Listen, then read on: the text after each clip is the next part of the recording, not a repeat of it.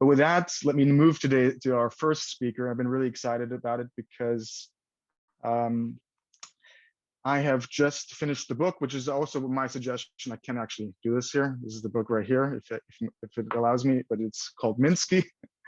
So Dan is the author of Minsky, Dan Neilson, assistant professor at Bard College at Simon's Rock, a former colleague of mine at INET. He was running the INET Financial Stability research program together with Perry. He was, of course, a co-author of the Money View blog on the INET website, which has now moved with Perry to Boston University. And of course, if you go further back, he was a TA of Perry's, and I now know from the chat log that Jeremy just did that you were TA, I think, in 2006 and 2007. Is that correct, Dan? Maybe I'm mistaken, but I'll let him correct that in a second. Okay, but Dan, it's really great to have you. Like I said, we want to, or at least I would like to suggest that we use the next month to read your book together. I've just finished it. I'll take the lead on that.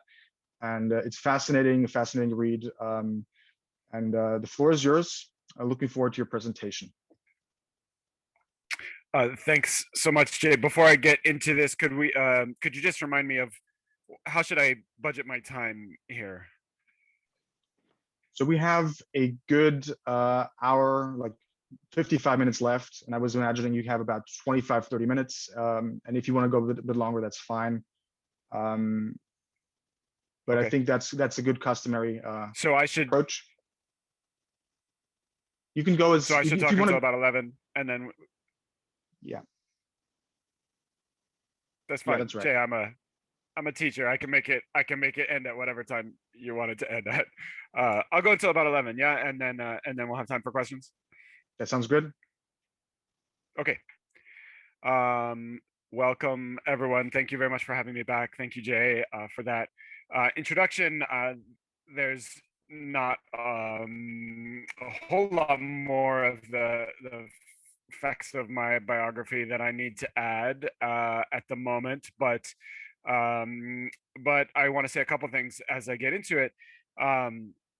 You know, for me, the book on Minsky was the conclusion of, or conclusion, let's say, it was an opportunity to wrap up a lot of the thinking and work that I had done largely under Perry's supervision as a graduate student at Columbia, which was not all about Minsky at the time, but a lot of it did draw on Minsky, and writing about Minsky was a nice way to bring it together and sort of bring it to some kind of well, not so much conclusion, but putting it into a form that could more easily be shared with others. So in thinking about what YSI is and has been, I thought it might be helpful to put some of this work into the context of my own evolution journey as an economist so far, from my PhD at Columbia, which I finished up in 2009, to the present, through the Minsky book, which is the main subject of the first half of the talk. And looking forward, I happen to be on sabbatical this semester, so a relief from teaching for a little bit, and I'm trying to use the time to formulate some new questions and get some other projects off the ground. And that will be the subject mostly of the second half of the talk. I do want to say a bit about how this plugs into biography, my biography, and also Minsky's at certain points, because as you know, YSI has always been about the work, but also about what it means to be economists, how we are as economists, how we are together as economists, how we learn, how we study, how we keep that going through careers that might take us in very different directions. Minsky had a way of doing that, about which I can say a few things. I have a way of doing that, about which I can say a few things. And I would, of course, I'm always interested to hear how others do it. I am all of this work, I've been directed and guided by my studies with Perry. And I will say, in writing the book on Minsky, I found that it was not necessary to to substantially change any of the views that I had formulated on Minsky from working with Perry. I added a lot of depth and a lot of detail to what I already knew, which I think is reflected in the book, some of which found no place in the book, but of course the work is also my own, and I am responsible for it. So in the first half, I want to talk mostly about the book. Jay, when Jay had his copy there, he couldn't see it because of the Zoom background. So here's a picture of what it looks like. I just want to let you know that Polity Books, the publisher, was gracious enough to offer a 20% discount code. I didn't ask them until yesterday, and they told me that the code might not work on their website just yet. So if you do want to use it, you should write it down and hang on to it until Monday. Thinking about my, I'm here to talk to you about a book, and the question is, should you read it? I thought I like this quote about whether or not you need to read my book. To praise a book, it is not at all necessary to open it, but if you have decided to criticize it, it is always prudent to read it, at least as long as the author is alive. So anyway, you make up your own mind about whether you want to read it, but let me try and give you some a little taste. Not really going to summarize. I thought instead I would share a few interesting points from the book, and if you want to read the whole thing, I'm excited that Jay has offered to put together a reading group, and I'm happy to come back or be in conversation with the reading group in any way that you might like. Minsky. In thinking about both about Minsky and also about our own careers and paths as economists, as students of the social world, I find this, one of the things I did as in working on the book was to read all of Minsky's published work in chronological order, which was quite a task, especially since Minsky's writing is somewhat tortuous. But from it, some pictures emerge of his work which are hard to perceive if you just pull out one or two things. So here I have a list of the different kinds of modeling frameworks. You could call them economic methodologies, maybe you could call them, into which Minsky fit his work. He published his dissertation in 1954. Was working in an accelerator multiplier framework, which was the standard kind of Keynesian approach at the time. You can read the slides. I don't need to read them to you, but just a couple interesting points here. During his graduate studies, he also, or just after perhaps, he was also got to sit at a trading desk at a money market broker, and so had some firsthand experience of the money markets of the monetary system, something which was unusual for economists then, as it is relatively unusual for academic economists now. But those of us who are students of the Money View certainly recognize the centrality of institutional knowledge, and there's really no substitute for firsthand institutional knowledge.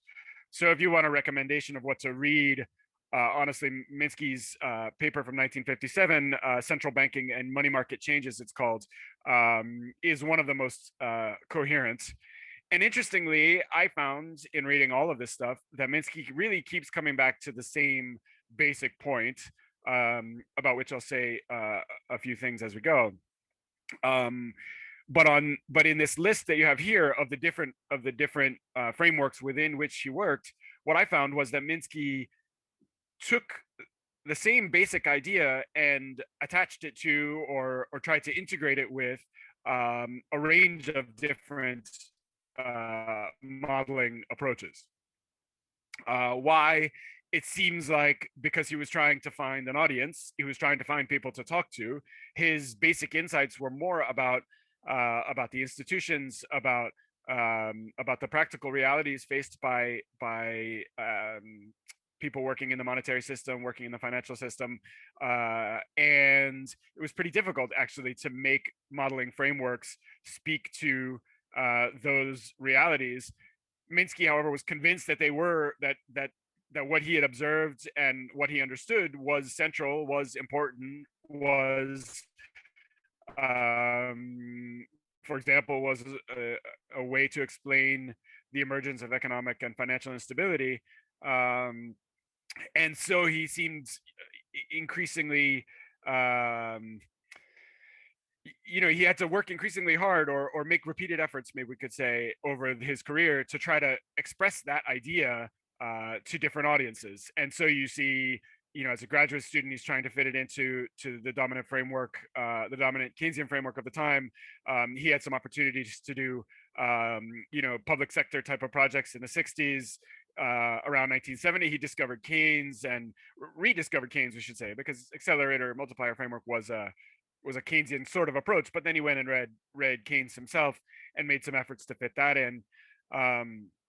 And thinking, I'll give a marker for Perry's talk later.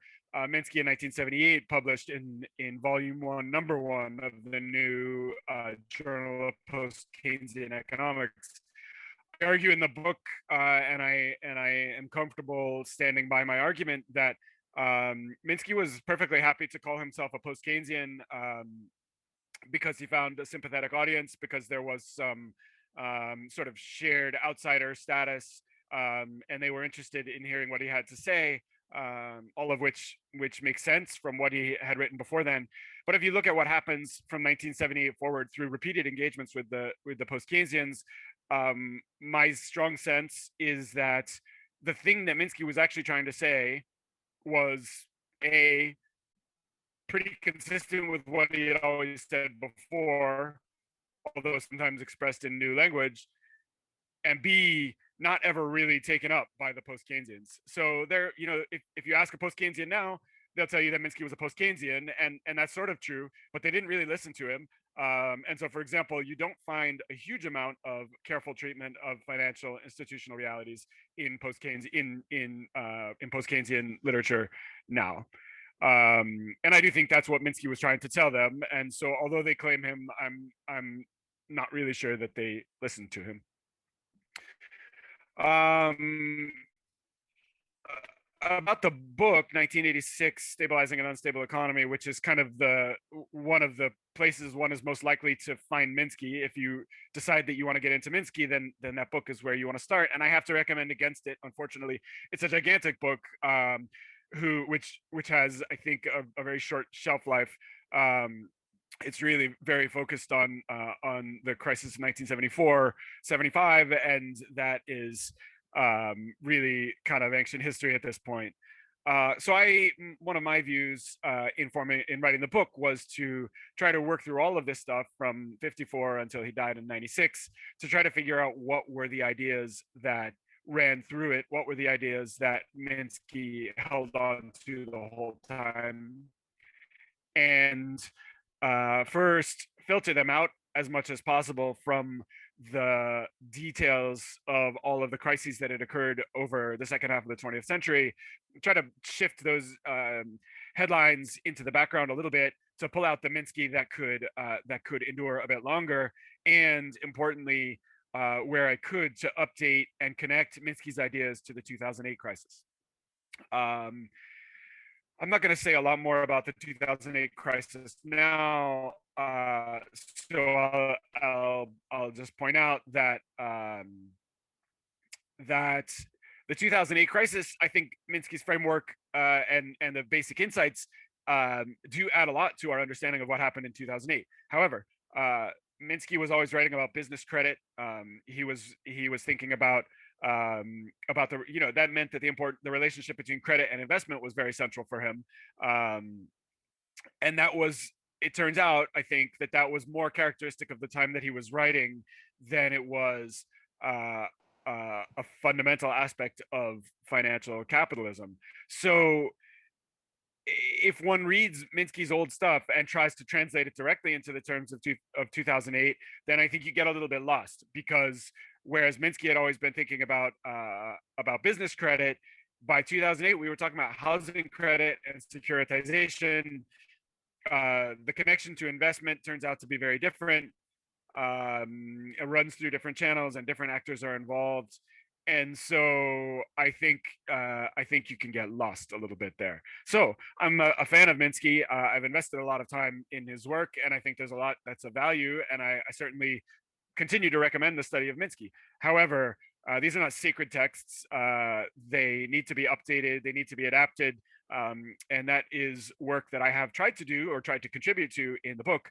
I have I claim no ownership or propriety around Minsky's work. I welcome collaboration with and conversation with others who are interested in Minsky. I think that I have settled on my views, but I'm still, of course, open to learn from others and and see where there might be possibilities to continue the work. I do have some ownership over what I have said, and in the book I try to distinguish between what is Minsky's and what is mine. Um, a line which I suppose sometimes I have heard some criticism that it becomes a little bit blurry. I tried to be clear, but I did not necessarily succeed. I shared this when I was here a few weeks ago. You know, I thought again, and especially if you're not going to read the book, I think it's helpful to. I hope that this can be helpful. It's a very short version of what I think is the essential idea around what's come to be known as the financial instability hypothesis. Market transactions impose a payment constraint, about which I'll say more in a minute. Anticipation of this constraint gives reason to stretch reserves of money until the resulting financial structure is fragile, and a small disturbance is enough to cause payments to fail throughout the system. What I hope that this captures is the payment constraint or survival constraint, which Perry pointed me to in Minsky's work, and which I'll say about. I'll talk about. I have a couple slides on that in a minute. But this characterization of Minsky is very focused on payment and therefore liquidity. Although Minsky's work has sometimes been expressed in terms of solvency, I think, and you can say some things there, but I think that misses the point. Payment and liquidity are the thing that runs very clearly through Minsky's entire work. Admittedly, he himself is sometimes a little bit casual with the terms, to the point of, for example, confusing income with cash inflow, which I think is I'm not sure that he necessarily was always himself being super precise with his language. I think he was perhaps more interested in trying to connect with people and trying to get conversations going around his ideas, perhaps more than trying to get every word exactly right. But certainly other readers have also failed to fully distinguish between cash flow and income, and other kind of related concerns, liquidity and solvency, for example.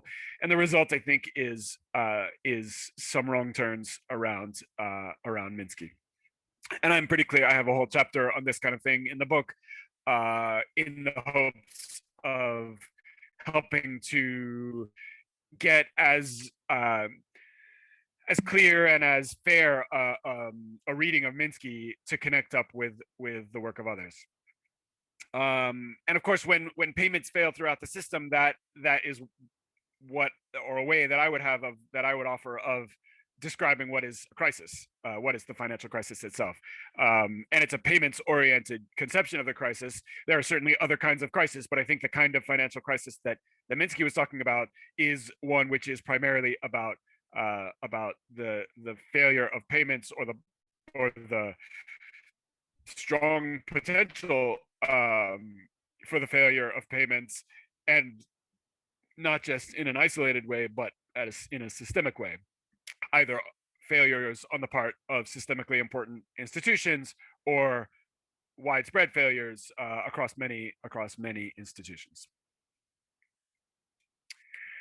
The survival constraint, and it's so nice to be in this audience in particular, because the survival constraint is not something that I have to explain from first principles, which I'm not going to do now. What I want to say at this moment is to observe that I think the survival constraint is an absolutely central idea in Minsky. I learned about it from Perry. I found it in Minsky's stuff, and as I was reading it in order, I was able to trace some of the path of this idea through his published work. He really uses the term, at least in published texts, Minsky uses the term survival constraint only in the dissertation in 1954. He leaves that term, despite its usefulness and despite its sort of evocative character, Minsky leaves the term behind for the rest of his published body of work. This quote from 1964 shows a kind of what I can understand as an incorporation of the idea of the survival constraint down to the level of it being implicit, right? So as a graduate student, I think he felt like it was necessary to state it explicitly and actually talk about the survival constraint.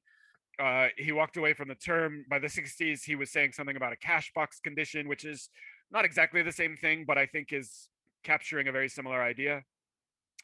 And in later work, in general, he's even more oblique about it.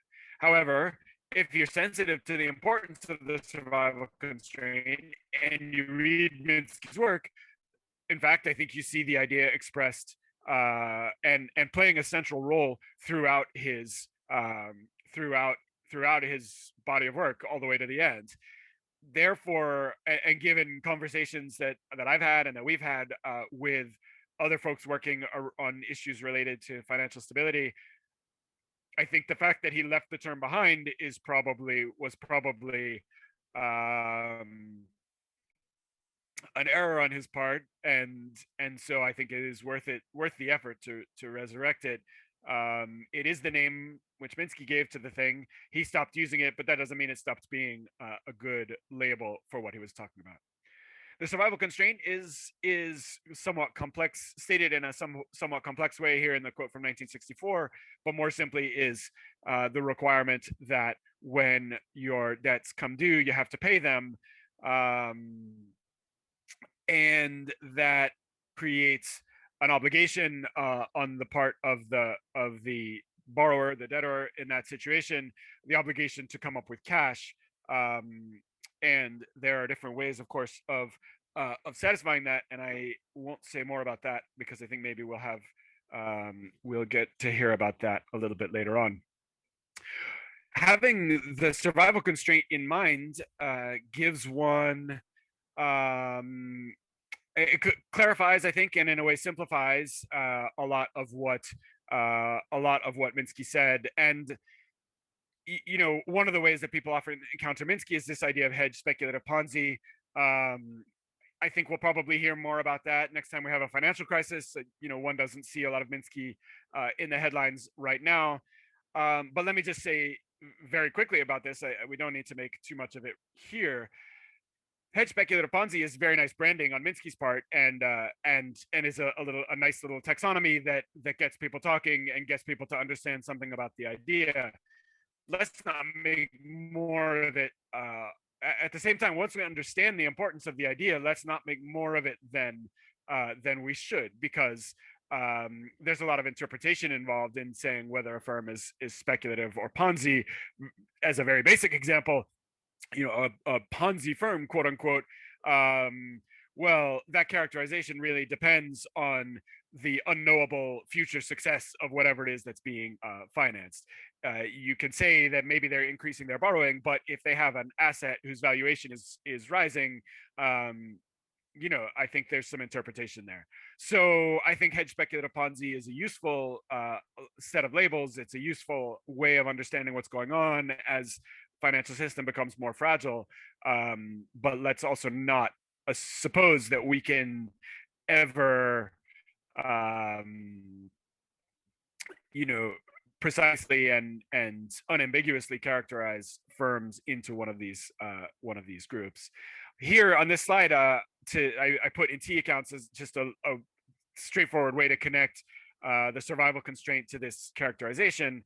And I would say the survival constraint, from my point of view, the survival constraint is the fundamental thing, and this hedge speculative Ponzi characterization is a way to describe how that plays out in practice. But we're familiar with a hedge firm as being able to not only pay interest but also, at least potentially amortize debt based on cash coming out of operations, which has which is an individually stable cash flow configuration for a firm.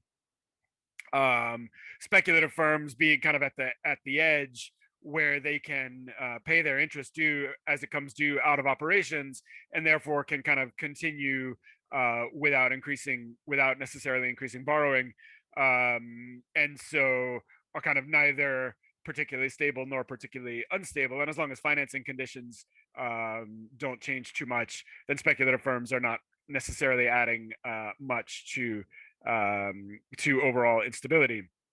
Ponzi firms, which in this way of thinking about it, Ponzi firms are those which have to increase their borrowing in order to meet their interest payments. So if you think of the interest due and potentially amortization in the case of a hedge firms categorized as having hedge financing, each of these is a cash flow constraint to pay interest and eventually to repay amortized debt. And if we think of that as kind of the marginal cash outflow required on the part of firms, then the question is how is that survival constraint being met? And there are more and less stable, in Minsky's view, more and less stable ways to meet that cash outflow, to meet the survival constraint. If your firm can generate cash out of its operations, then that is pretty stable. If it has to borrow, less so. Let me not dwell on this more than necessary. The point that I want to make here is that I think, again, if you're trying to have a Minsky that you can carry around with you, I think the survival constraint is the thing to carry around, is the thing to hold on to. And this version of Minsky can sort of be derived from that. And you can take it in other directions, right? Because this is not the only way to divide up firms. We're focused only on interest and amortization, but that's not always the best characterization of what a particular economic unit could be doing. Cash from operations may or may not be stable depending on the economic environment, and so on. So let's think about the survival constraint and other things we can fit in around that rather than the other way around. Let me take a quick parenthetical note here, and it's one part economic history, one part career advice, I guess, and says something about terminology also. Minsky was, his first job out of graduate school was at the economics department of the University of California at Berkeley, a good job. And during that time, he edited a very interesting volume on California's financial system. It's dated, California was kind of a rapidly developing economy at that time, and not really the place that we know now. So it's a bit it's of historical interest more than anything.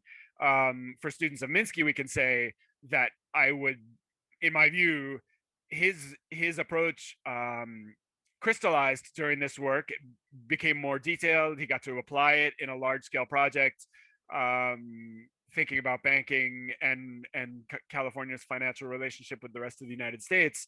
But it pretty much expressed ideas that he had already been working with before. I think, as an important note for students of Minsky, this pair of quotes is somewhat informative, both about his thinking and as some illumination to the origin of hedge speculative Ponzi. While Minsky was writing this California report, he was still an employee of the University of California, Berkeley, which is a public institution, and therefore, he was commissioned by the governor to do this study and was an employee of the state at that time. So, in my opinion, the conclusions of the report, which perhaps unsurprisingly pointed to the risk of financial instability, Minsky wrote the conclusions of this report, and he had the fairly anodyne phrase, appropriate public policies are needed which slow the withdrawal of stimuli. 2 years later, and these are not extended quotes, you'll have to read them yourselves if you want to get a clear picture. But if you read this other paper from 1967, first, during that time he left Berkeley and took the job at Washington University of St. Louis, where he stayed for most of the rest of his career. So no longer an employee of the state of California.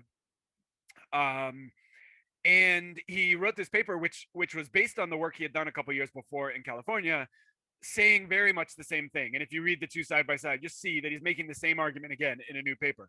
But here, importantly, in 1967, he says it differently. He says this, which he never said, which he had never said before that I could find.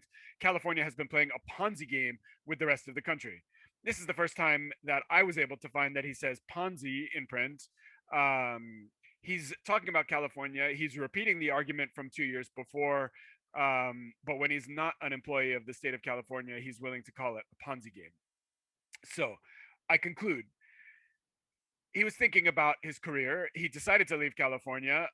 Once he was gone, he was willing to be a little more forthright about the state. The California government were no longer his political masters, and the first time this Ponzi idea comes around, he's talking about a region, an economic region full of economic units at a smaller scale. But he's making very much the same point that would later get much wider recognition when thought of as a description of an individual economic unit, like a firm. So at the time of in 1967, the time of this quote, there was no mention of hedge speculative. That taxonomy wasn't complete. The Ponzi game was the idea that he was focused on at that point, and I think it later became wrapped into a more complete version, or that we know that's been more completely worked out, and obviously has gotten much wider attention. So an interesting story, which I think situates this Ponzi idea in Minsky's own intellectual history. Last couple of thoughts about Minsky, and then I have some other ideas to point us to. So give me a second. I'm just budgeting my time a little bit. I think it's important, in distinguishing my own views from those of Minsky, which is a little bit of a challenge if you write a couple hundred pages about one person's work. One, I think the author of such a book, like myself, in this case, it's important to try to distinguish those places where I agree with Minsky, and I certainly wouldn't have bothered to write the book if I didn't mostly agree with him. But I need to try to understand which ideas come from Minsky and which ideas come from me. And they need not always be the same, and it's not guaranteed that I always agree with what Minsky said.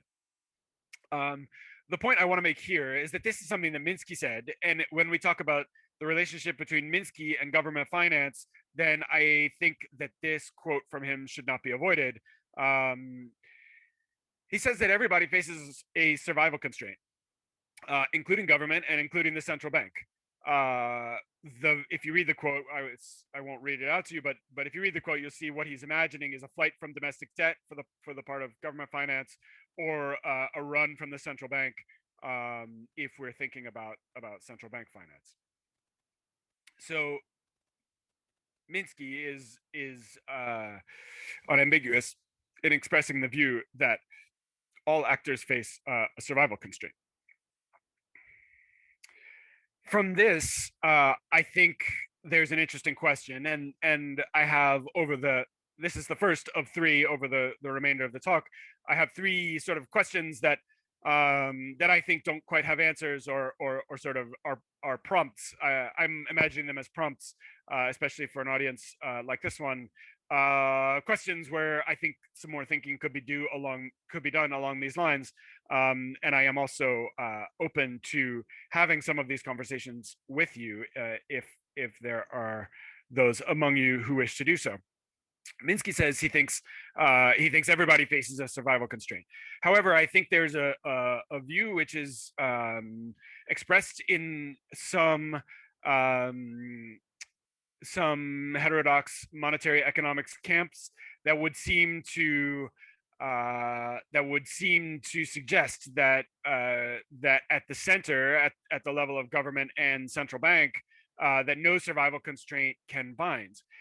In my view, I think this view that the government and central bank do not face a survival constraint probably is a reflection of two things. One is that it's quite a rare occurrence in modern financial history that survival constraint actually does bind, and so one can understand how it would be that people might think it would never bind because they've never seen it bind.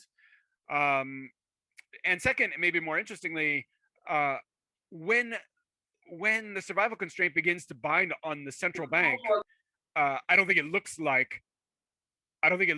the same way as a survival constraint binding on a firm or on a household.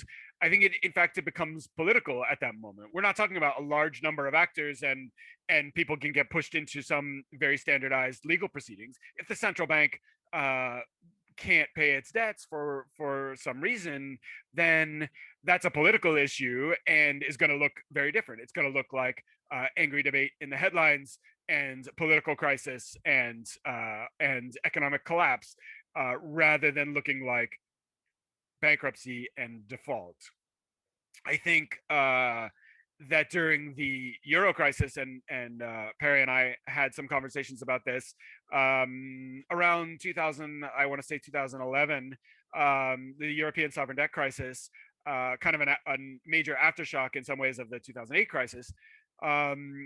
It seemed at that time that the euro area itself was very much under strain. And I think there's a way of understanding this as a survival constraint binding on the European Central Bank, which of course is an amalgamation of national central banks. And so therefore not politically, not entirely monolithic or unitary. There are political divisions there, which lines along which the ECB potentially could break down.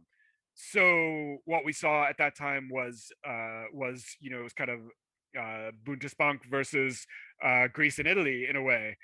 It was, anyway, the point here is that I think you can understand those debates as being a binding survival constraint, or the potential of a binding survival constraint on the central bank, but it looks very different than we would see it when that constraint is binding on other actors. What it looks like is a political crisis.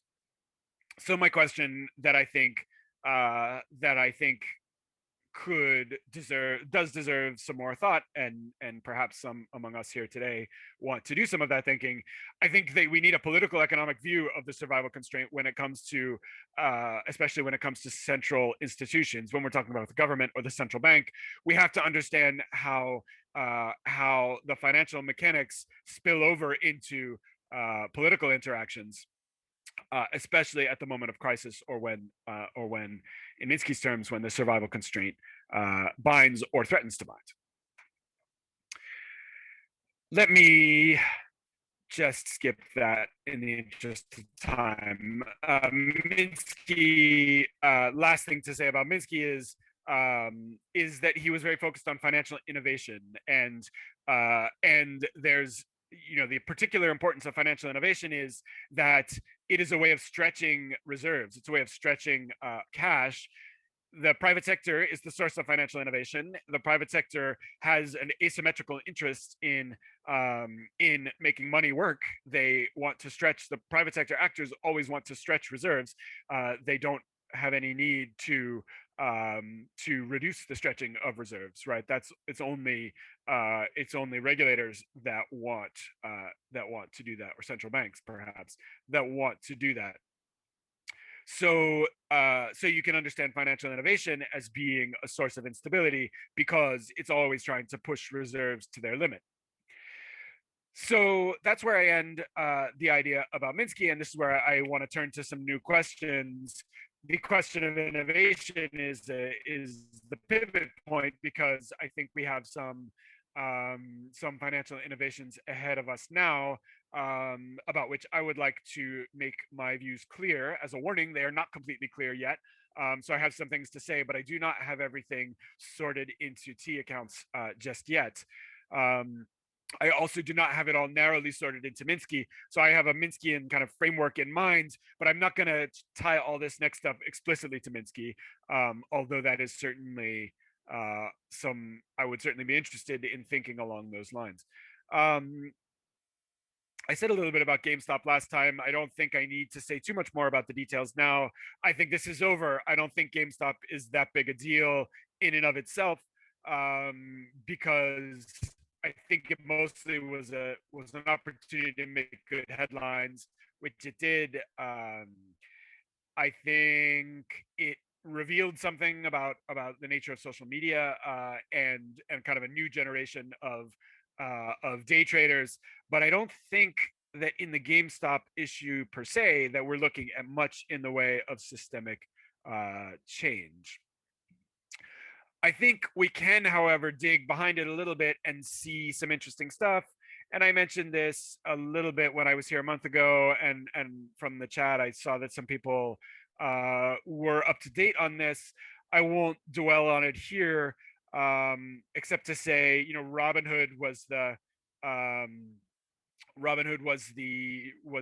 institution at the center of the GameStop affair, and you know, Robinhood's deal is that they were offering commission-free trading. How did they offer commission-free trading? Well, that's an important question, because they're not a charity, right? They're offering a financial service. The answer, of course, is that they were selling their order flow, and you can see here this is $700 million that Robinhood received in payment for order flow during 2020. So not a small amount of money. Robinhood was selling to Citadel Securities, the market maker that paid the most for order flow in 2020. And you can see from these two charts that there are other players in this space as well, both on the buy side here and on the sell side on the previous slide. This, I think, is interesting and important. We can understand, it's easy to understand from a money view what was happening here. These market makers were paying Robinhood and others to be able to take sort of first shot at executing Robinhood's users' trades, which allowed them to, likely someone like Citadel could clear both sides of the trade. If they're doing enough volume, then they might have both the buy and sell side, which means that they can get the full bid-ask spread rather than only half of it on average. It's also entirely possible that they could execute the trade at a wider spread than might otherwise be the case. And evidently that was worth a lot to Citadel and to other market makers. So this, I think, is an interesting idea, to connect the idea, and this takes us. I used this connection for a talk I gave last week to a much more public interest audience, but I think it could still be interesting for you folks. I found this video, which you can look up if you use these artists' names, Sarah and Schoolman. You can find this on YouTube. A very cool video, very dated, obviously, you know, almost 60 years old now, 50 years old, critiquing relatively early TV, commercialized TV. And the point they make is the one that I've captured here. You are the product of TV. You know, we hear this about platforms now. it's easy to miss this, right? If you use Gmail or you use Google, it's easy to miss the fact that if the service is free but the business is making millions of or billions of dollars, then someone is paying it, and therefore if you're not the one paying, then you are the product. Sarah and Schoolman said this about TV, and I think is only more true about modern social media in 2021. Interestingly, I think this observation applies equally well in the circumstance of Robinhood and payment for order flow. Robinhood users weren't paying commission, therefore they were the product. And so I think it is important to observe Robinhood offered commission-free trading to its users, and its users were the product, which Robinhood sold to Citadel for Citadel's benefit and for Robinhood's benefit. We can understand the users as having gotten a certain benefit from that, in the sense that they were enjoying commission-free trading, but they are the source of products, right? In terms of larger spreads, presumably larger spreads, and somewhat less liquidity, in a way that would almost certainly be invisible to Robinhood, to the typical Robinhood trader. They wouldn't be able to see that they're paying a wider spread than they might otherwise. They wouldn't be able to see that their liquidity is not quite as great as it would otherwise be. Just in the same way that if you use Gmail, it's quite hard to see that your attention is being sold to advertisers, and that you are the thing that is being sold as a source of Google's profits. So again, I think Robinhood and GameStop, I think that's over, but payment for order flow, I believe to be an interesting opening to understanding what might be coming next in finance, and perhaps in the payment system itself. Here is a way of starting to ask these questions. A pair of quotes. Zhou Xiaochuan, former governor of the People's Bank of China, Central Bank of China. The financial industry is essentially an information industry. And Marty Chavez, former, I don't have a source for this. I actually heard him talk, and it was quite revealing. At the time I heard him, he was CFO of Goldman. He is now formerly in that position, but he got up there and said Goldman is a data business, and he went on to give a lot of description as to what he meant by that, basically selling API access to banking services. I think it's quite interesting that these two people from very different institutional positions both make the same observation, that finance is data. But at the same time, I think both of them were kind of approaching it as though this was new, as though this was a shift. When I sit down and think about it, admittedly, I don't have those institutional positions, but I think there's a strong case to be made that banking has always been a data business, quote unquote. The principal function of banking, I think, is payment. Payment is about ledger entries. It's about recording. Perry has a nice example of how things would work if everything were done, if all banking were done in one big bank. And the answer is that it would all just be written down in a ledger. A ledger in 2021 is a database, but I don't think that is. I don't know that there's anything substantially different in changing the way that we record transactions. So it's hard for me to see why banking hasn't always been a data business. Yet, but there does seem to be something new going on, and I would like to understand that. So this fintech neologism I find to be relatively unhelpful in the sense that finance has always co-evolved with technology and has always taken advantage of new technologies. So to say finance plus technology, I think, is not adding very much.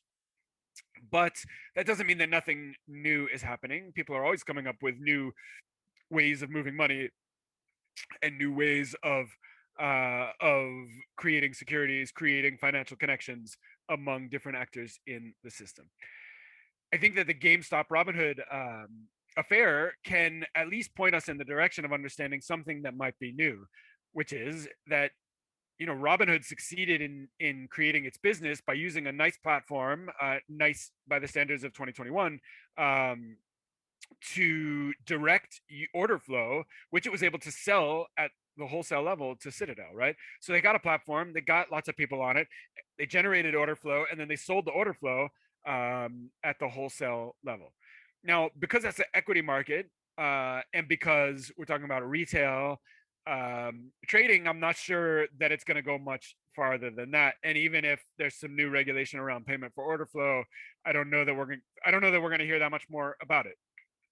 But it's something about that logic, about the logic of what I am trying to call platform finance, and which I would encourage you to call it as well. I think the use of tech platforms to direct transactions, that's something that could be replicated closer to the monetary core, right? And I think this is what Goldman means. Goldman is a bank, obviously, right? I think this is where Goldman is heading in rethinking their business around data. I believe it's about being able to direct monetary flows, and the reason that they're doing that is to extract fees, wider spreads, and so on, obviously for their own benefit. That is the point of the whole enterprise. So I don't have conclusions to this yet. This is what I'm thinking about now, but I think somewhere along this line is what we could learn from Robinhood and GameStop. By platform finance, and this is sort of I guess a restatement of where I was just at, but the three key things I think here are platform technology, monetary centrality, which is what makes the People's Bank of China and Goldman on the one hand different from Robinhood on the other, and political power. I'll leave that be. But if you look at the U.S. 2020 election, it's hard to deny the political power of platforms now. Well, I want to finish. So, what to make of crypto? I'll be quick. I don't want to make too much of crypto. I think maybe the best way to explain it is that I don't see Bitcoin is making a lot of headlines now. The price is way up. People are interested in it. I just don't see that Bitcoin itself is going to displace other currencies in serious terms in the structure of international trade. The main one fundamental reason being that there's not a lot of flexibility in the system, right? We know from Perry's course that that monetary systems rely on a balance between and perhaps a changing relationship between discipline and flexibility. The discipline to satisfy debts, and the flexibility to keep the system together when it comes under strain. Bitcoin has very little flexibility. When it comes under strain, it's going to break, and I think that will be that. However, there's another angle here. Depending on how old you are, you may or may not remember, but we have Facebook now, and Facebook is a dominant tech platform, pretty central especially if you think about political communication. Facebook is pretty central to the public sphere right now. Before we had Facebook, we had MySpace. MySpace is no longer relevant, and it was pretty clunky and was a novelty, flash in the pan, came and went pretty quickly. But it had an impact, and the impact it had was to create a space into which a better organized and eventually much more successful platform could fit. So first there was MySpace, it came and went.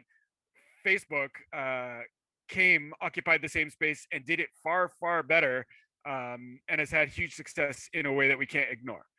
I think it's quite possible that Bitcoin's relationship to the monetary system could turn out to be the same. Bitcoin, I just don't think it's here to stay. I think when it's tested in a crisis, it will evaporate, and that will be it. But in the meantime, it will have really changed the conversation about money and the creation of the monetary system, the structure of the monetary system, the possibility of alternatives. And even if its effect is only to change the way that existing incumbent actors think about money, about how people use money, where payment happens, and so on. Even if that's the only effect, I think that might still be significant. This, I think I want to go to questions, and not, this will take too long to describe. I want to go to questions. So I will leave this, and I'm happy to come back to this if there's interest. or talk about it another time with people who might be interested. But let me leave it for now. I'm at 11 o'clock. I would like to hear from you. So this is the end. Thank you for your attention. These are the questions. The first two I got to. The third one is a bit more abstract, and I can say something about it if there's time after the questions or at another point in the day. I would love to hear from you if you decide to read Minsky. You put a lot of time into making a book. Sometimes you hear things back, and it's really, whether you like it or not, whether the comments are good or bad, it's really gratifying to engage with people about the work. You don't have to agree with me. I have my opinions, and I have them for reasons. It's not without thought, but you might come to different conclusions. Whether you do or don't, if you read the book, I would love to hear something from you. If you decide not to read the book, I've still given you some things to think about here. And so I am open to conversation with you. This email is a fine way to get in touch with me. And I will leave it there. Thank you for your attention. And I'll leave this up for a minute maybe, and see where we go with the questions. Thanks all. Well, thanks very much, Dan. This was a great overview over two important topics. And one thing, just as means of feedback to your book, since I've read it, and just as a prelude, I think you were very clear. I think the exposition was very clear to me. I've never seen anything close to it when encountering Minsky, and in particular, the elevation of the survival constraint, position making, and layering. Those are the three things that you point out as being the core of the book, are really well exemplified. And I think that's a really good organizing principle in approaching Minsky's work. And also, I think it really jives well with what we've learned from the Money View. So thank you for that. We'll get into that, of course, more when we get into the reading group. I have a million questions, but I do think, Dan, we have to also give us time to do this again sometime, I think during the reading group, perhaps, and get into these questions. So just looking at my questions and looking at the chat, I think the best way to do it is to use the next 20 or so minutes to just review the big debate that's been going on in the chat. And the biggest thing there has been the controversy about the government's survival constraint. And I think maybe we'll just hear a couple opinions about that, and then I'll loop it back to Dan if everybody agrees. Is that a good way to go? I'm looking at the audience and your faces, maybe some reactions. Is that the first thing to talk about? Okay, so I would maybe like to hear from, I think there's been a couple people that have made very good statements. Alex, Anush, and I think Asker have made very good points. You guys want to briefly just put your thoughts together, and then maybe we let Perry comment too. Maybe the three of you go first, and then Perry, and then bring it back to Dan. Sure. So in the chat, we were talking a little bit about the survival constraint that a government faces, to what extent it's political, to what extent it's economic. And I think this might even tie into Perry's talk later on, where he's going to talk about the law of reflux applied to modern times and how it applies to governments. What's forcing the money to reflux back? Is that a survival constraint on the government? And I'm wondering if you could speak to that.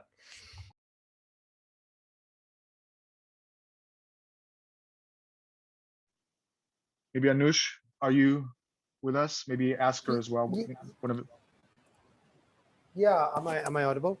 There's no, I think Dan put it very nicely that it's tough, and it is a political issue, of course, but and to say something is political is often a placeholder for saying we have no idea, and I think that's true, but one can apply some political theory to get a handle on what the political constraints are. And Alex was justifiably concerned that I was calling, for instance, who holds the government debt? Is that a political issue, or is that a economic issue? Well, of course, it's both. But if foreigners hold it, and I don't mean to make this sort of ethnocentric, foreign or domestic, are you a member of the state's payment community, or are you outside that payment community? being a member of the payment community, this is chartalist language, NAP's language of payment community, is kind of like foregrounding the second part of Dan's talk. Is kind of like being on the platform. This is it's the kind of it's right. It's if you're in if you do so much shopping on Amazon that you just keep balances in Amazon accounts, then that's sort of like being, you're in India so much that you keep money in rupees. There's an analogy there. And so if you're inside that community, and of course, India is a political community, Amazon isn't, so that's the political dimension. Then you're more likely to ease the survival constraint on the platform manager or the state, and vice versa. If you're outside, hot money can flow out, right?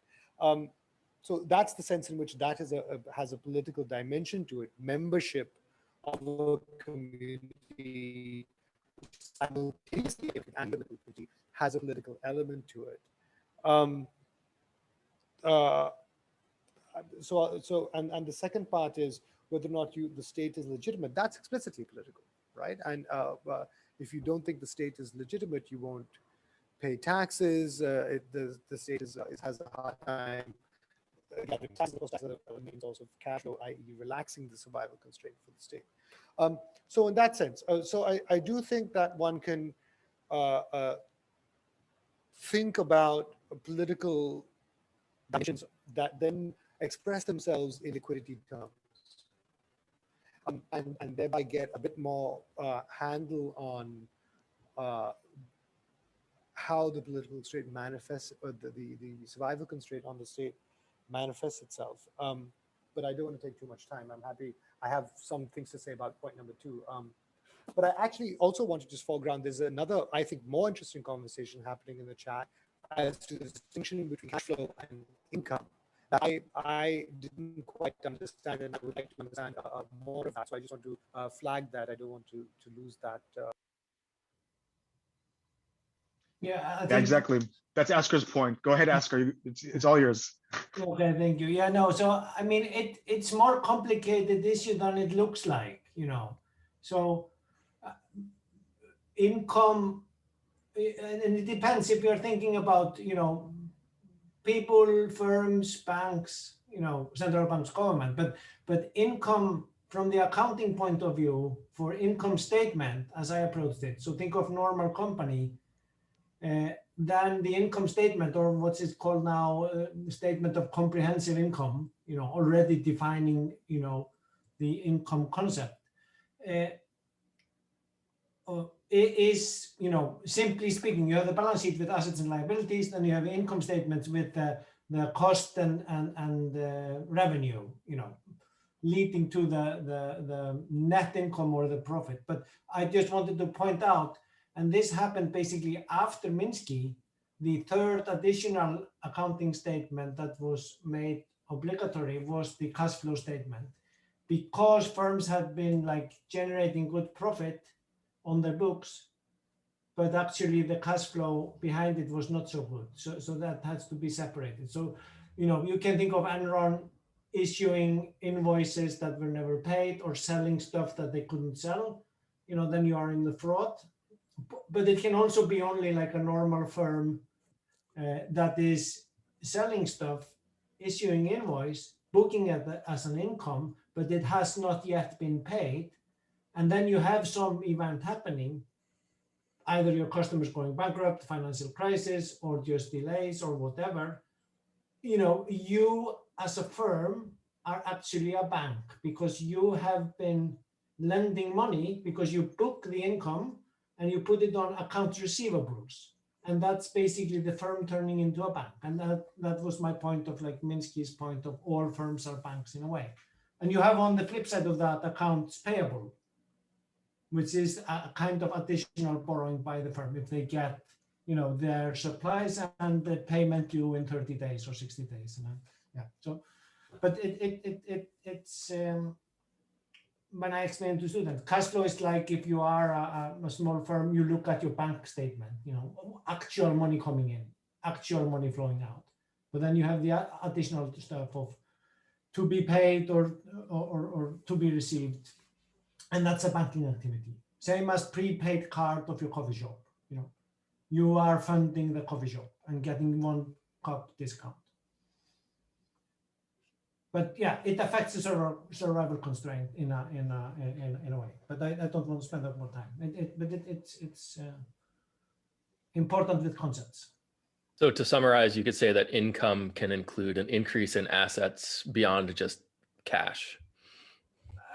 Yeah, then you are even making it even more complicated with the modern accounting standards, where you can actually book increase in value of assets as an income, you know, as a profit, which is kind of crazy if you think of it in normal term. But it was an improvement from the previous world, where it was kind of crazy when everyone knew the value of the asset was more than actually booked, you know. So, and that's another, you know, big issue of on the balance sheet side, but on the income side, and you have this interplay between balance sheet and income statement, and that in normal old style simple accounting, you should have the profit of the year adding to the equity, and that's the money, additional money you have in the bank account at the end of the year on the asset side. You know, that's why equity is on the liability side together with that. But this is all messed up with modern accounting rules, where you can have increase in value of the properties, you know, blowing up the balance sheet on the asset sides, and so you can have increased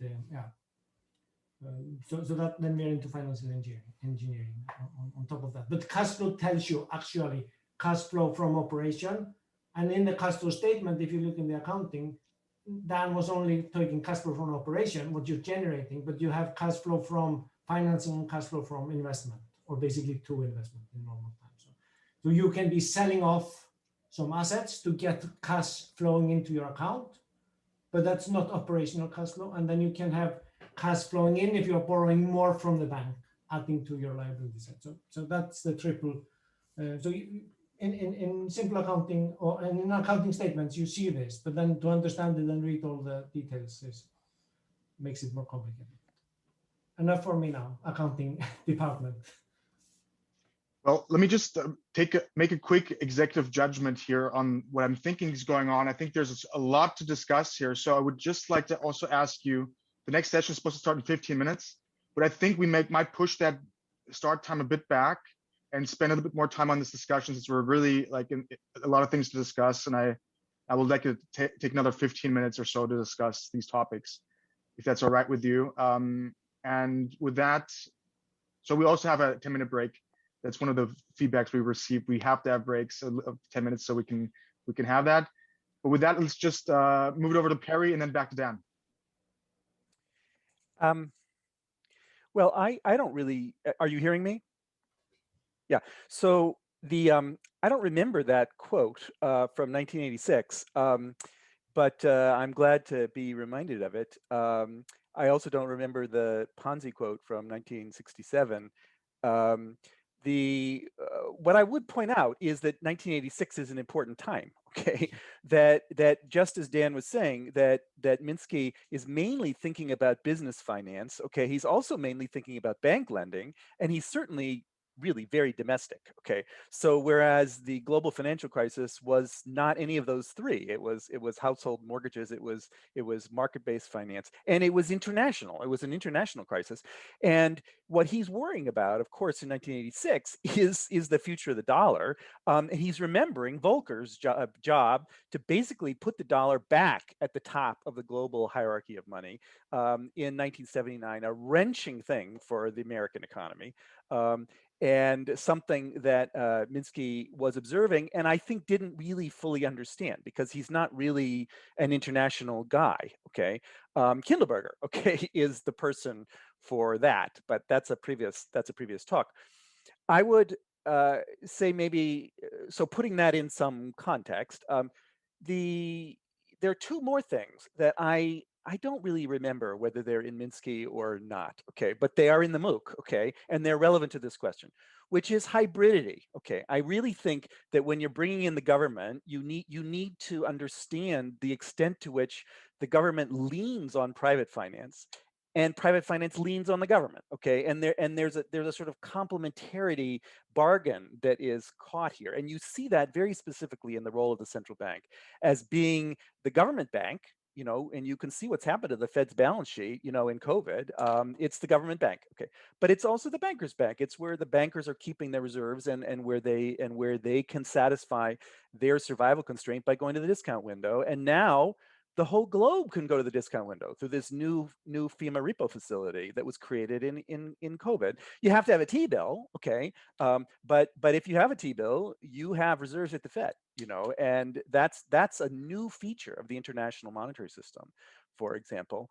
So hybridity is a piece of this, and also hierarchy. Where exactly is this particular currency in the international hierarchy? We mentioned that, but also within the system as well. Different countries, the relationship, this hybridity plays out differently. Without a very good financial system, basically all you have is government finance, in very poor countries. And in the United States, you have almost no government finance, and it's all offshore private finance. So there's a variety of ways. So which was not so much true in 1986. But I think it puts it on the table, and I'm very glad to have it put on the table. Was that a quote from the Stabilizing an Unstable Economy? Because that's the date, right? 1986. Was that? Where was that from? The quote about government finance. Yeah. You're asking. Yes. Yeah. It's from it was in that big baggy book that you're recommending we don't read. Yes. I'm saying it's a real commitment. Yes, it is. I've read it. I know what you're saying. I know what you're saying. I know you have. So those are just some maybe leading comments. I'll say maybe one last thing, because this is a young scholars event.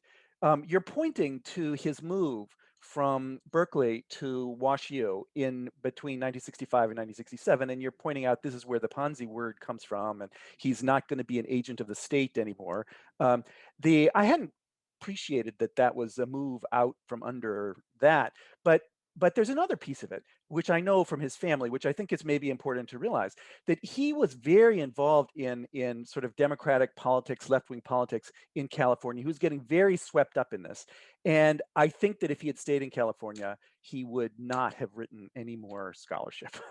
So this was him deciding, no, I'm going to be a scholar, not an activist, okay? And he moved away from the scene of the action, and he joined the directorship of the Mark Twain Bank, and that's why we remember Minsky today. So just a word to the wise. You can't do always what really makes you feel important. Sometimes you have to go to distant locations in order to get work done. It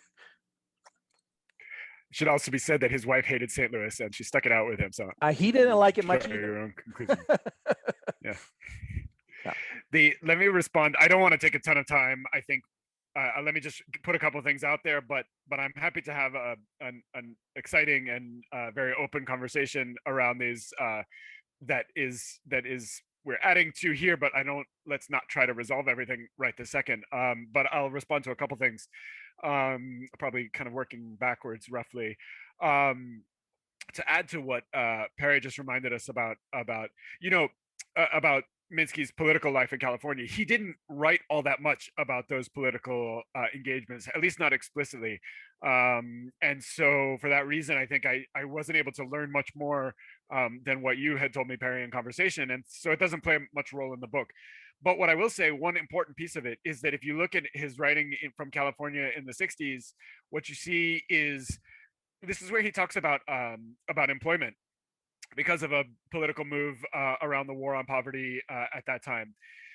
This is where he writes about employment, and where he writes about jobs guarantee and so on. It is interesting, and it's interesting to see how he makes those arguments. And an important case that I make in the book is that when he was writing about the jobs guarantee, about an employer of last resort, what he was doing was thinking about workers as cash flow units. He thought about workers as people with a cash flow constraint to meet, and what might be an arrangement to help workers meet their cash flow requirements. So he was thinking about them as economic financial actors in the way that we're accustomed to thinking about Minsky. It is I think, a quite fair read to say that Minsky he had that problem in front of him. He was asked to think about poverty. What he knew was finance. So what he did was think about workers as financial units, and he came up with that idea. He pretty much put that idea down for the rest of his career. He worked on it a bit in the 60s. He mentions it at other points, but he's not doing, if you read it all together, what you see is that he's not doing new work. He's just talking about things that he thought of in the 60s, and he keeps saying the same thing. At least it's at least mentioned in the 1986 book. So those folks who today are trying to say that Minsky advocated a jobs guarantee, I'm not against the jobs guarantee necessarily, but I don't think it has very much to do with Minsky, and that is a point which I make in the book, and which I would like to be made clear. Oscar, thank you for those. I think it's important. There's accounting, which is a discipline and which is interesting and important. There's accounting, which is a tool which we use. I think it's important to not be wrong about the accounting, but we also don't have to meet. We're not trying to follow accounting standards. So I think it's important to be able to reference both of those meanings of accounting, and there's a substantive way to draw T accounts to explain an economic issue. One needs to be right and careful about that, and also we don't have to satisfy GAAP accounting requirements, for example. I think Oscar was pointing us in exactly the right direction. Whether something is income can very much be a matter of interpretation. Whether something can generate cash flow is much less a matter of interpretation. And so for the survival constraint, can one satisfy one's debt obligations by making payment at the time due? There might be a little interpretation involved there, but not very much. Is something income, as Oscar pointed out? Yeah, that can be very much a matter of how we choose to record it. And an accountant's job, working for a firm, is to fit what's happened into the standards and also present the company in the best light possible, hopefully doing both at the same time, hopefully from the accountant's point of view, doing both at the same time. So I think Minsky is talking about cash flow. He's talking about being able to pay, and you can do that if you can generate cash flow. That's often the same as income, but not exactly the same, and at important moments perhaps quite different from income, which is not a cash flow concept. Anush raised important issues, and I would like to continue this conversation, but I want to hear other questions too. So let me not try to respond too much, but maybe just to say, I think, and this also speaks to what Perry mentioned. Yeah, Minsky's point of view is very domestic. He, late in his career, tried to understand the international system. What he did to do that was try to adapt his system, what he had already done for his whole career. He tried to adapt it to an international setting. He has some interesting contributions there, but I don't think he really finished the job. As we know, for example, from Kindleberger, international money is hard, and it's slippery, let's say. So I think the question of what survival constraint the US government faces has a lot to do with the US position in the international monetary system. And so one way that a binding survival constraint might look like is a flight from the US as the international reserve currency, which, to be clear, I don't think is particularly likely, not around the corner at this moment. But at the same time, when it happens, it may happen quick. So I'm not against thinking about it some more.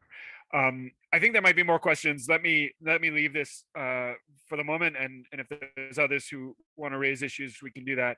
And I hope we can come back and make more progress on these issues down the line. Yeah, thanks. We have about 5 minutes left, so let's make this quick. Can we have a quick show of hands? I've lost the overview from the chat. What is the most pressing question, perhaps? But if somebody's really eager, maybe a show of hands quickly would help.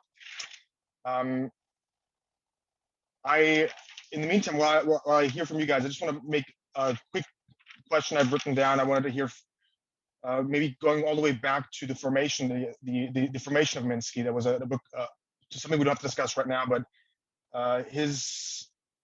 you made a point in the book that you didn't mention today about him being a realist versus his mentors, who more or less utopian, especially Simmons. I was wondering how that formation, what made him a realist or somebody who was a bit more grounded in the realities, and also how did he come to get his payments perspective?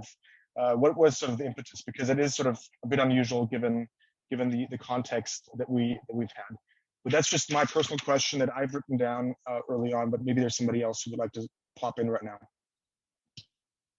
Partly, I don't see any hands, so Dan, why don't you just look at that for now? Yeah, thanks, Jay, for that question. It didn't make my list of topics for today, but it is, I think it's important and interesting.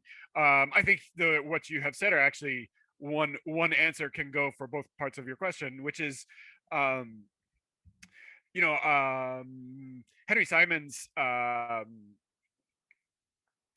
was a liberal, what a paleo-liberal we might say now, not a neoliberal, but just a plain old liberal, professor of Minsky's, particularly as an undergraduate.